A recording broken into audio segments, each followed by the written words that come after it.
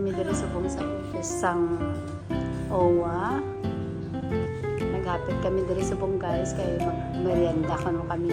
So daw exciting din kami kay first time ko naka-experience ang ginatawag na after sang processing sang imong kontrata, free ang snacks. So try naman ang mani ang overview diri sang kusina nila. And as you can see, grabe o kanami namin kita na yayaw.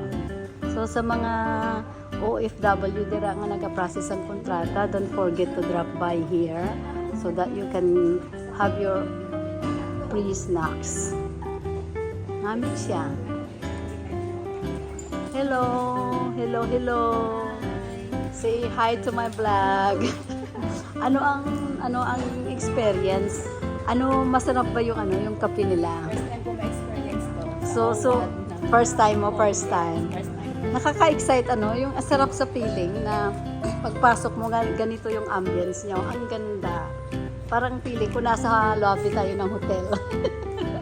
Hello! Sarap ba? Ikaw ate dyan. Hi! Masarap bang coffee? Ayan, oh wow. Ito, sayang yung kasama natin kanina nagmamadali. Gusto niya rin sanang mag-try eh. Hi ate! Naglilinis na siya kasi mag-off time na nila, 4 o'clock close na sila. So exciting. For the first time, ang tagal na namin dito sa Hong Kong, for the first time na naka-experience kami ng ganito. Wow naman. Yun.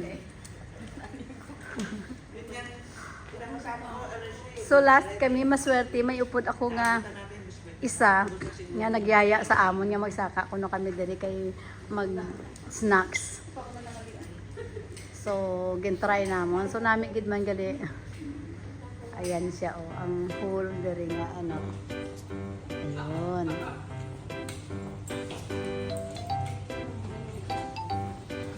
Ang ganda ng place. Parang nasa lobby kami ng hotel. Ayun siya So, parang last na na tayo. Parang last na customer kasi 4 na lang kami natira. Yung iba nasa taas pa, hindi pa nakatapos ng proseso nila. So, kain muna ako, guys.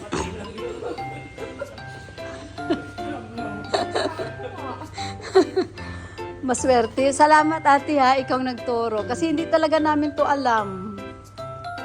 Sana yung isa kanina nagmamadali. May baon na ako ditong tubig kumakain ako ng biscuits kasi galing pa ako ng Chungkan ang layo. Oo. Ay, so exciting. Sige na. Sige.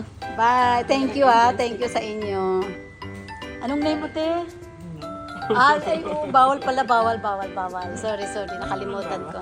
Hindi, kasi pag mga ganyan, kasi bawal yan eh. Pwede nga doon nakabuha ng Hong Kong ID?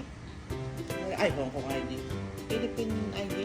Yung Oo, yung ID, kasi kahit tayo. Kasi kahit kami, hindi pa kami nakapag-apply eh. Sabi nila, ganun, doon daw, pwede daw, doon. Kasi ang hirap pag hindi ka na mababa doon. Ang tawag natin doon, national ID ba tawag? Bye. Thank you ha. Thank you sa inyo.